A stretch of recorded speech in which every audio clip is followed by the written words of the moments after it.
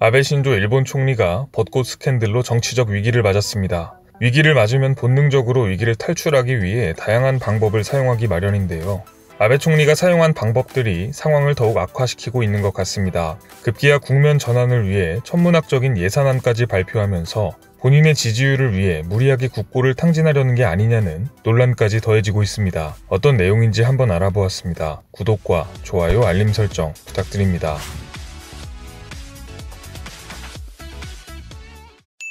안녕하세요. 세상 모든 잡다한 지식을 알려드리는 잡시광입니다.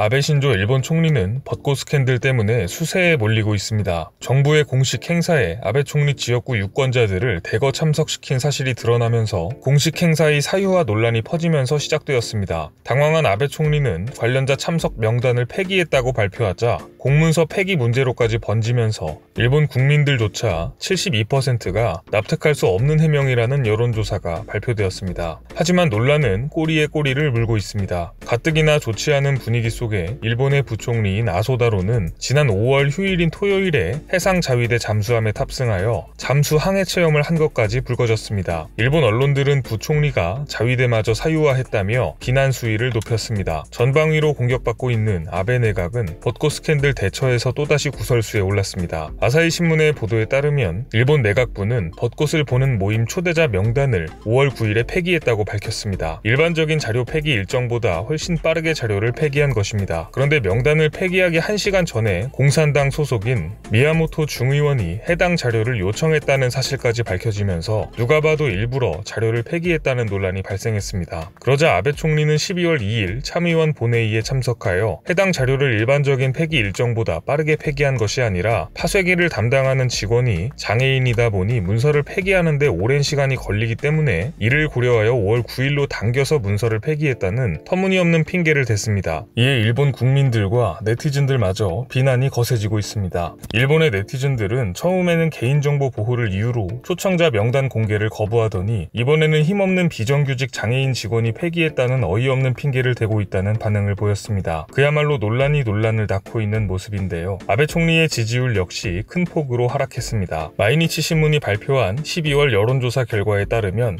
아베 총리의 지지율은 지난 10월 대비 6% 하락한 42%로 집계되었습니다. 2달 만에 지지율 6%가 폭락한 것인데요. 이는 최근 6개월 만의 최저 수치입니다. 상황이 이렇게 되자 아베 총리는 비장의 카드를 내놓습니다. 일본 정부는 5일 26조엔, 한화 약 285조 원 규모의 새 경기부양책을 발표했습니다. 아베 총리는 새로운 경기부양책을 설명하면서 레이와 시대의 첫 경제대책에 어울리는 강력한 정책 패키지를 마련했으며 이번 경기부양책이 국내 총생산을 1.4% 끌어올리는 효과가 있을 것이라고 기대했습니다. 하지만 발표된 경제대책을 살펴보면 그리 특별해 보이지는 않습니다. 재해복구, 경기부양을 위해 중소기업과 영세사업자 보조금 지원, 공무원 증원, 5G 관련 연구 지원 등 말이 강력한 정책 패키지이지 결국 나라 돈을 크게 쓰는 것 외에 그다지 특별해 보이는 것이 없는 정책 구성입니다. 따라서 일본 언론들도 이에 냉소적인 반응을 보이고 있습니다. 먼저 지난달 예산안이 처음 언급되었을 당시보다 갑자기 예산 총액이 2배 이상 커지다 보니 예산안의 목적이 경기 부양이 아니라 벚꽃 모임으로 악화된 여론을 돌리기 위해 선심성 예산이 아니냐는 비판이 나오고 있습니다. 이는 국고의 사유화라고 볼 수 있겠네요. 뿐만 아니라 니혼게이자의 신문은 워낙 예산 규모만 큰 정책이다 보니 사용처를 제대로 확인하는 것이 새로운 과제가 될 것 같다며 냉소적인 반응을 보였습니다. 결국 아베 총리 본인의 위기 탈출을 위해 장애인 부하 직원 핑계를 대고 초대형 예산안으로 국고를 사용하는 모습을 보이자 일본 언론과 국민들조차 싸늘한 반응을 보이고 있습니다. 과연 아베 총리가 국면 전환을 위해 어떤 황당한 전략을 또 내세울지 관심있게 지켜봐야 할 것 같습니다. 오늘 준비한 소식은 여기까지입니다. 앞으로도 전 세계에서 벌어지는 잡다한 이슈와 지식들을 재미있고 정확하게 정리해서 전해드리겠습니다. 시청해주셔서 감사합니다.